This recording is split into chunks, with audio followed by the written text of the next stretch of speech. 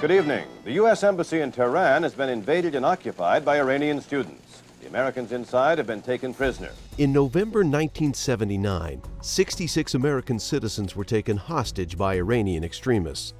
14 of the hostages were later released, leaving 52 in captivity.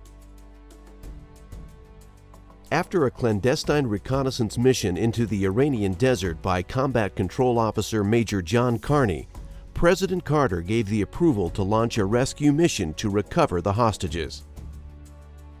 The attempt took place on April 24, 1980, under the Air Force codename Operation Eagle Claw. We were going to launch on a 130. We're going to be on the first 130. We're going to go into this dry lake bed, 10 miles out. With this big box, he was going to activate the lights. They were remote controlled that he dug in there. And then basically we're going to run that airfield, land 130s, and then the helicopters would be launching off the carrier and join up with us and get refueled. The helicopters are repositioning them to pick up fuel to get the flight back. An accident occurred. And in that process, the helicopter could not ground taxi because he had a flat nose wheel. So they wanted to air taxi him, which required him to lift up, and in that dust environment, they got the brownout. The helicopter ended up going forward and ended up going down with the tail of the helicopter basically landing on top of the cockpit of the EC-130. Killed the pilot, the co-pilot, the engineer, both the navigators. There was a radio operator up there, a guy named J.J. Byers, who got badly burnt. So everyone loaded on aircraft, and they left the scene of the accident, and we all gathered back at Missouri. As our team was withdrawing after my order to do so, 2 of our American aircraft collided on the ground following a refueling operation in a remote desert location in Iran. Our rescue team knew, and I knew, that the operation was certain to be difficult, and it was certain to be dangerous. But this is the entire rotor assembly of one of the American helicopters that were involved in the rescue attempt. It was parked over here, and it was when it took off on a mistaken bearing that it sliced into the Hercules plane. Out of that came the Holloway Commission to see what had gone wrong with that operation. The Holloway Commission report produced 2 major recommendations. First, the Department of Defense should establish a counterterrorism task force with a permanently assigned staff and forces. And second, the Joint Chiefs of Staff should consider formation of a special operations panel. Our initial view at this was that it was a very bold adventure, and we complimented the people who took part of that. It had a good chance for success, but some things went wrong, and in the future we ought to try to learn from this and see what we can do to prevent the things that go wrong. If you think about up till this time, You know, you had to, after the Vietnam era, we rapidly came down in all of the Special Operations Force. And there was a feeling that in this new world order that we're not going to need these capabilities. And people realized after what happened on 24 April 1980 that no, that is not true. We need this capability. In the years immediately following these recommendations, the military continued to drag its feet and only provided a window dressing to the problem. In 1983, the Air Force transferred Special Operations Forces from Tactical Air Command to Military Airlift Command and activated 23rd Air Force at Scott Air Force Base, Illinois. Despite this move, 23rd Air Force was still not solely dedicated to special operations. Frustrated with the armed services, Congress took matters into their own hands and pursued legislation that went much further than just a task force or an advisory panel. In 1986, Senators William Cohen and Sam Nunn, followed by Congressman Dan Daniel, produced bills that directed the formation of the United States Special Operations Command. 7 years after the failed rescue mission, the United States Special Operations Command was activated in April of 1987 under the command of Army General James Lindsay. Yet initially, U.S. SOCOM didn't directly command its Special Operations Service components. The Air Force MACOM 23rd Air Force didn't become AFSOC until May of 1990. I retired in June. And in the Army, it was 1989. They stood up ARSOC. So essentially, in my first 2.5 years there, I didn't really, quote, own or command these forces. They were OPCON, you might say, but their primary loyalty had to be to service because that's who they worked for. The Army says, you're not getting my berets, you're not getting my Rangers. The Navy says, you're not getting my SEALs, you're not getting my special boat teams. Marines said, all Marines are special ops qualified. And then the Air Force says, we know it's broke, but we're going to fix it. So at the meeting, the Air Force two-star said, we're fixing it. And a congressman named John Kasich, who's now governor of Ohio, says, General, says, I've got the Air Force palm here, and you say you're going to fix special ops, and he says, the first thing I can find is number 69 right after screwworm eradication in Puerto Rico. And, you know, it kind of went downhill from there. Although 23rd Air Force relocated to Hurlburt Field, Florida, the Air Force still did not create a separate major command for its Special Operations Forces. Everybody was opposed to the command. It made you develop an inferiority complex almost because nobody seemed to want it to happen, but it happened. You know, if it was up to the Air Force, we would have never had AFSOC. It was up to the Air Force, we would have never had 23rd Air Force. If it was up to the Air Force, we'd have probably been in the reserves. And it would have been just one of those things. In a conciliatory move 2 years later in 1989, the Air Force eventually divested 23rd Air Force of its non-special operation units and became the Air Force's sole special operations force. General Lindsay wanted a direct contact with an Air Force agency. He wanted a major command and thought he had been promised major commands by the Navy, NAVSPEC, WARCOM, by the Army, ARCOM, and by the Air Force. He thought that we needed a major command.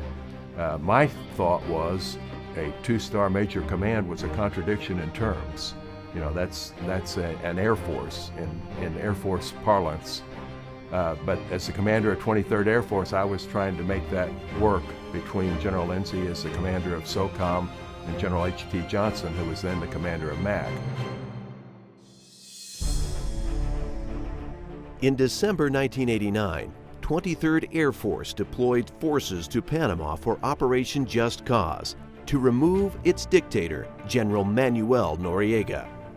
When we were in Panama, it looked like we were rehearsing for something with the Rangers and the helicopters and the gunships, and turned out we were. Noriega found out that it doesn't pay to let us rehearse, I guess.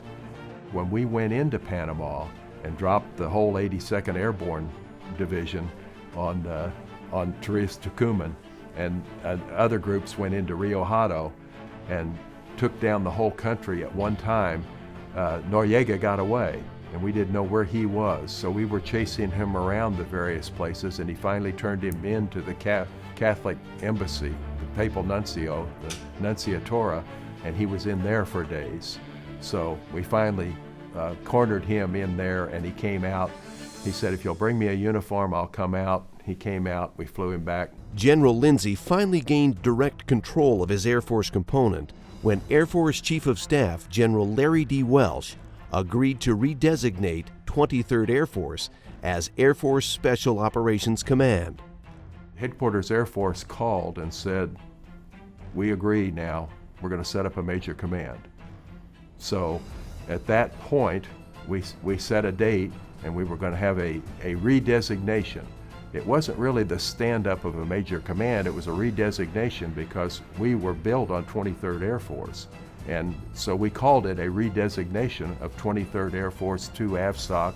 We took the whole 23rd Air Force history into our history, become AFSOC.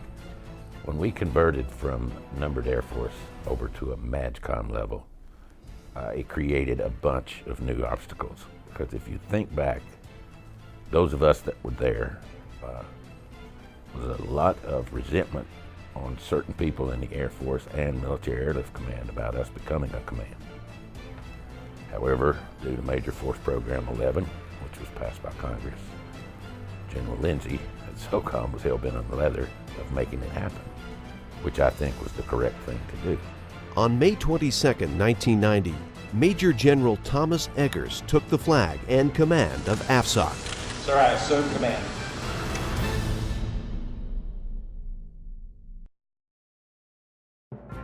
From early August 1990 to the end of February 1991, AFSOC forces participated in the protection of Saudi Arabia and the liberation of Kuwait, also known as Operations Desert Shield and Desert Storm. Rich Comer led the Apaches on the first attack. It was a Pavlo helicopter that led the Apaches to attack the radar sites so that the fighters could go in undetected. And our job was to take the shooters to the target, something we usually did. This is a little bit unorthodox in that the shooters were helicopters. And their navigation system, a Doppler radar, had so much beam absorption and drift that it picked up in the desert that they weren't very reliable. And we were the first aircraft that had integrated GPS on board.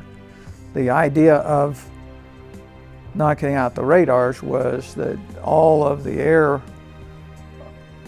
attack into Iraq that first night was going to flow right through the hole in the radar coverage that this created.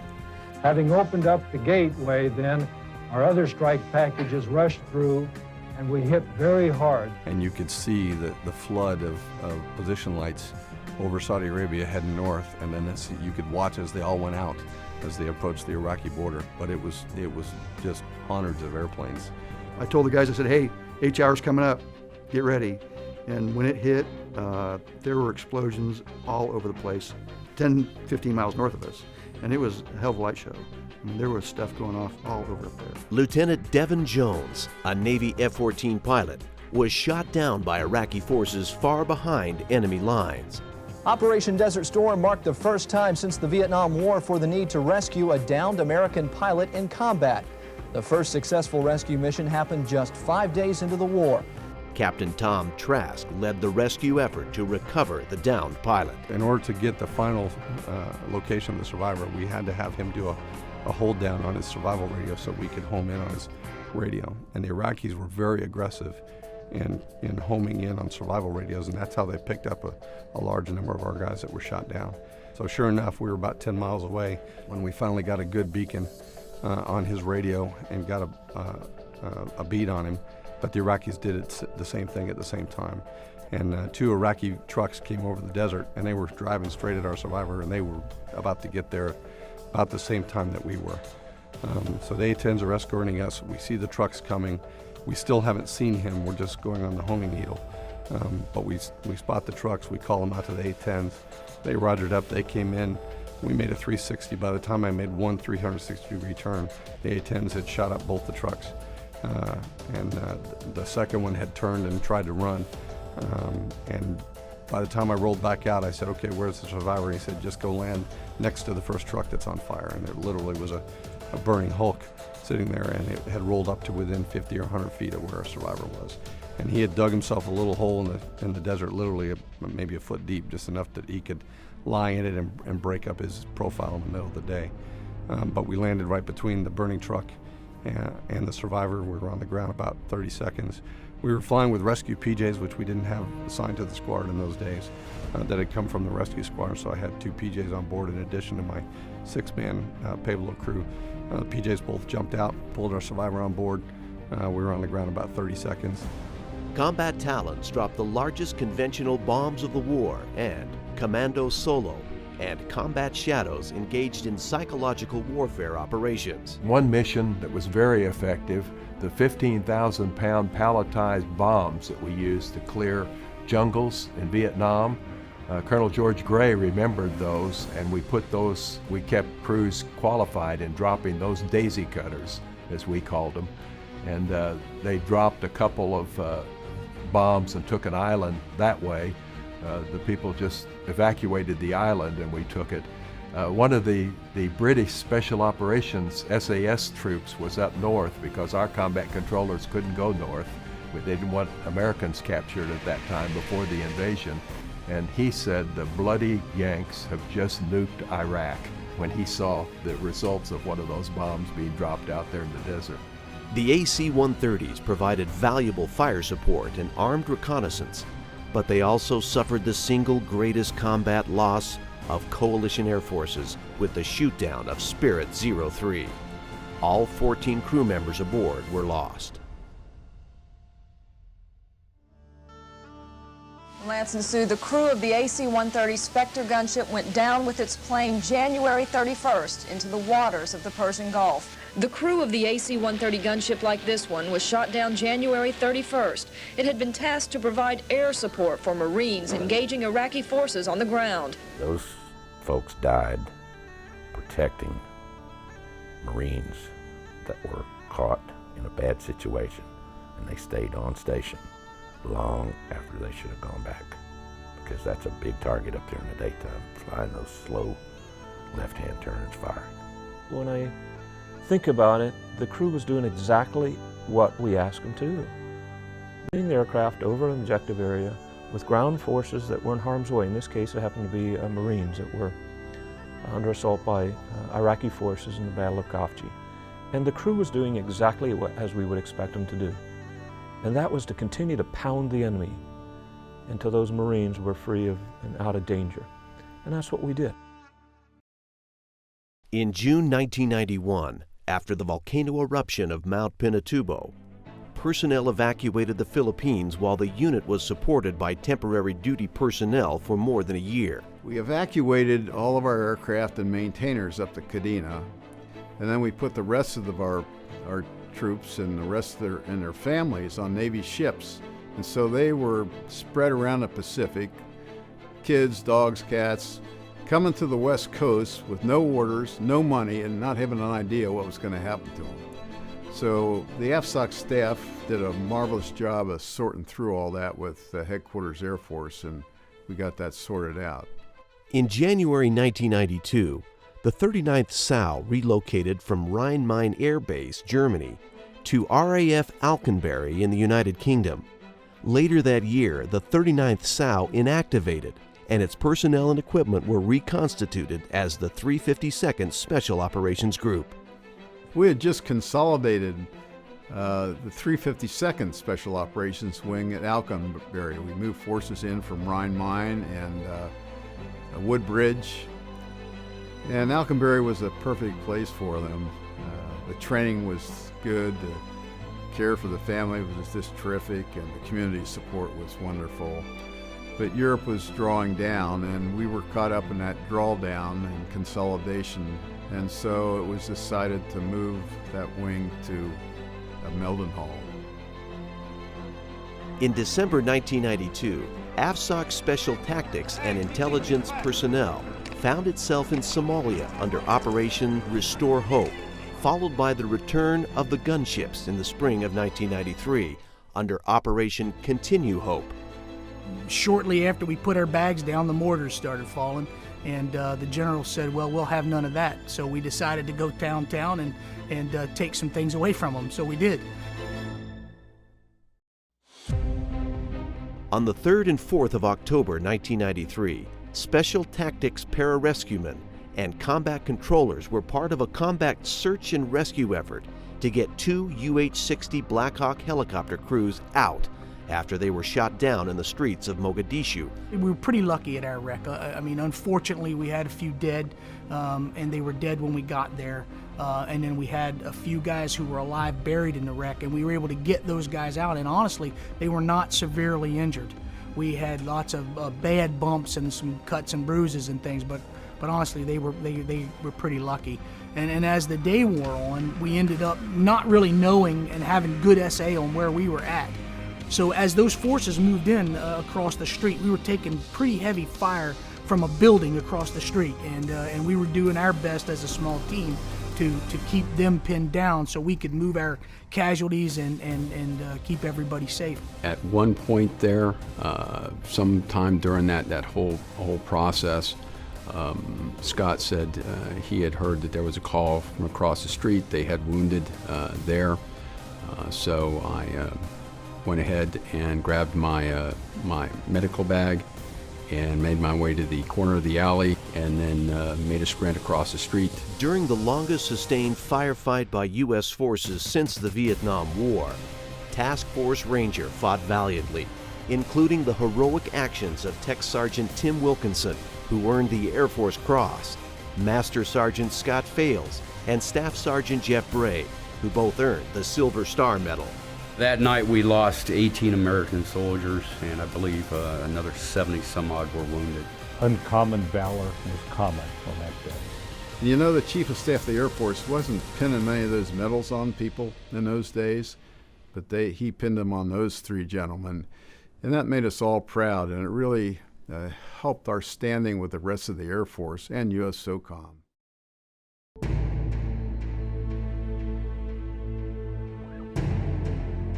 In March 1994, an AC-130H gunship crew, call sign Jockey 14, experienced an in-flight explosion, forcing the crew to ditch off the coast of Kenya while supporting Operation Continue Hope 2 in Somalia. 8 crew members were killed, while 6 survived. It was a really difficult time. It was difficult for the families, and I was so sad for them. I was just brokenhearted about that accident. But the AC-130 community, the 16th Special Operations Squadron, they were tight, they hung together, they took care of each other, and we got through it. In the fall of 1994, AFSOC units spearheaded Operation Uphold Democracy. AFSOC units led the formation of fixed and rotary-winged aircraft to complete the operation.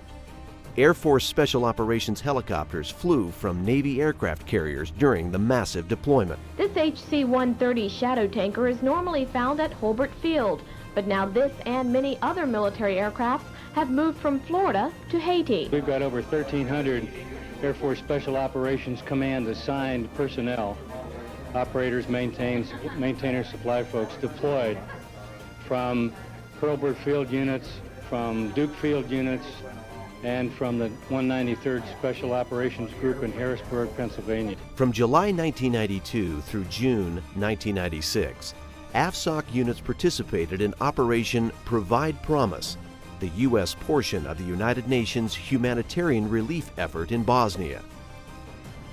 From April 1993 through December 1995, AFSOC units participated in Operation Deny Flight, the NATO enforcement of a no-fly zone over Bosnia.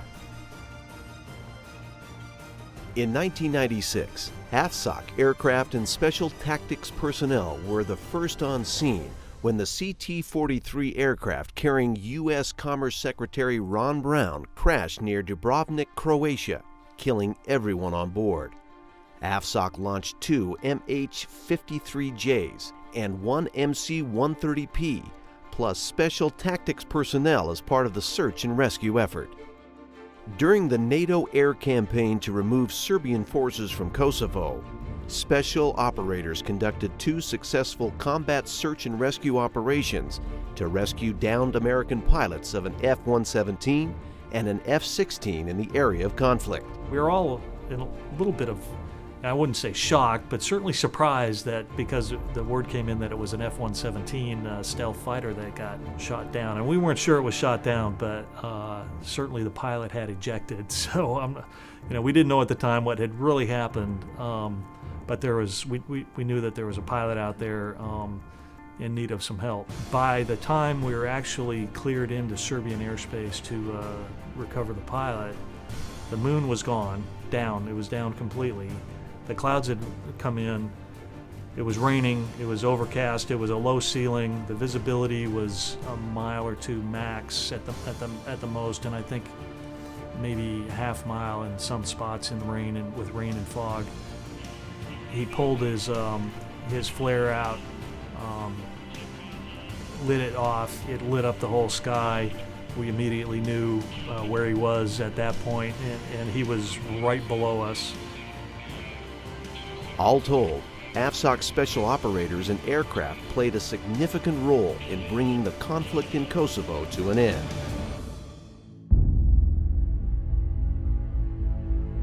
On September 11, 2001, the terrorist attack on the World Trade Center in New York City and the Pentagon in Washington, D.C. pushed the nation's special operations forces to the forefront of the global war against terrorism. 31 days later, AFSOC forces deployed to Southwest Asia for Operation Enduring Freedom. AFSOC Air Power delivered special tactics forces to the battlefield, and they, in turn, focused U.S. air power to dispatch the Taliban and Al-Qaeda from Afghanistan. And when you really think about 9/11, and then you think about the first operations that we had were on 19 October, that's not a lot of time. Just think how quick we did respond. And that's a real testimony for how SOF can respond once given the authority and responsibility to move forward. In January 2002, members of AFSOC, headed by Brigadier General Donald C. Worster, commander of Special Operations Command Pacific, deployed as Joint Task Force 510 to support Operation Enduring Freedom, Philippines. In March of 2002, AFSOC participated in Operation Anaconda, the first large offensive of OEF in the mountainous region of eastern Afghanistan. Al-Qaeda fired on U.S. forces while attempting to insert a reconnaissance team. A Navy SEAL, Neil Roberts, fell from the helicopter as it was hit by enemy fire. In an effort to rescue him, the SEAL team and a combat controller, Tech Sergeant John Chapman, were reinserted. As we came into the last known origins of Petty Officer Neil Roberts, we were hit about four RPGs, small arms fire, tore our helicopter up. The sun was coming up, and I remember, the bullet holes popping in the daylight through the side of the airframe, Rangers going down. They came outside the helo, formed a hasty circle, spread out, pull security. I came out just behind them and began to set up communications. Finally got on line of sight, made good comms with the Pred. While this was going on, we were under heavy fire from enemy positions just to the north of us, within 100 meters. The Pred at the time had just began carrying Hellfires. He was selling me the shot throughout the morning, and finally I cleared him hot and basically hit the bunker with a Hellfire. Plume of fire and smoke, and it was beyond a doubt that the bunker was cold. A combat controller, Technical Sergeant John Chapman, and pararescueman Senior Airman Jason Cunningham were killed in action. Both posthumously awarded the Air Force Cross. In March 2003, AFSOC participated in Operation Iraqi Freedom, with deployed forces in support of Joint Special Operations Task Force North. Special operations have never played such a prominent role in any U.S. conflict in history, and while some of what they've done has trickled out and become public, we will never probably know the full story. The missions are running around the clock now, and the job here is dangerous, stealthy, and vital. Getting men in, getting them out, destroying the target, often in a big hurry. The command's personnel and aircraft teamed with SOF and conventional forces to quickly bring down Saddam Hussein's government by May 1st, 2003. Kelly, Sandy 2, recommend 30 heading. In October 2003, while supporting operations in Iraq, Afghanistan, and elsewhere around the globe, AFSOC welcomed the movement of the Air Force's continental U.S.-based rescue forces from Air Combat Command. However, in February 2006, General T. Michael Mosley, Air Force Chief of Staff, moved rescue back to ACC based on his experiences as the Joint Forces Air Component Commander in Central Air Forces. I got a call out of the blue one day from General Mosley, and he said, you know, we're taking rescue back. I don't know the real ins and outs, but it was a politically motivated issue, and General Mosley was pretty tight-lipped about that whole situation. In October 2007, AFSOC assumed host responsibilities of Cannon Air Force Base, New Mexico. The transfer became effective with the activation of the 27th Special Operations Wing. By the end of 2011, the 27th SOW took possession of more than half of AFSOC's manned aircraft and all of its 50 unmanned platforms. The 24th Special Operations Wing activated in June 2012 at Hurlburt Field, Florida. The 24th SOW became AFSOC's third operational wing and provides special tactics airmen for rapid global employment to enable air power success. The wing has the most highly decorated airmen in the Air Force since the Vietnam conflict. AFSOC forces not only support combat operations, but humanitarian relief efforts as well.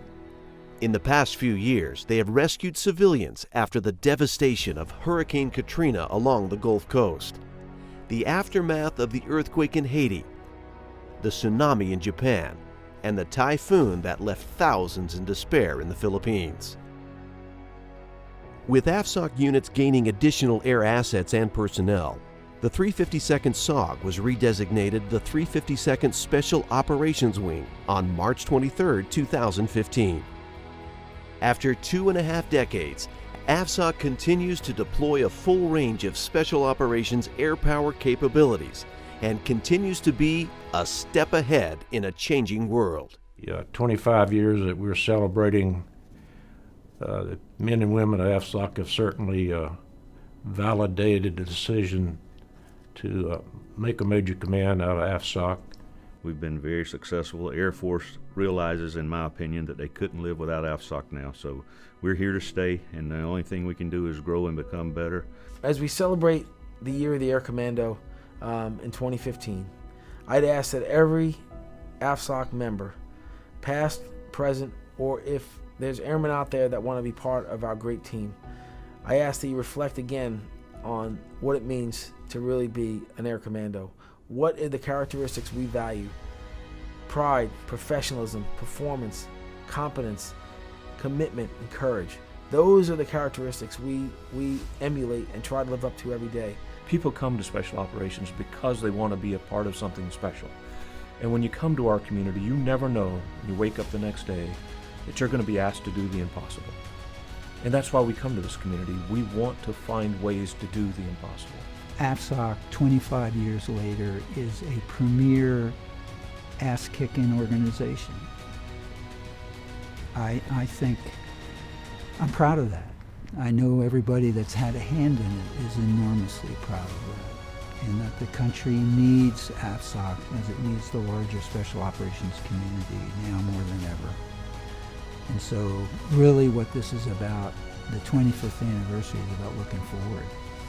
Grateful for what happened. going to have to rock and roll in the years ahead. AFSOC personnel are America's quiet professionals. They are America's Air Commandos. And as in the past, they will continue to answer the nation's call in the future.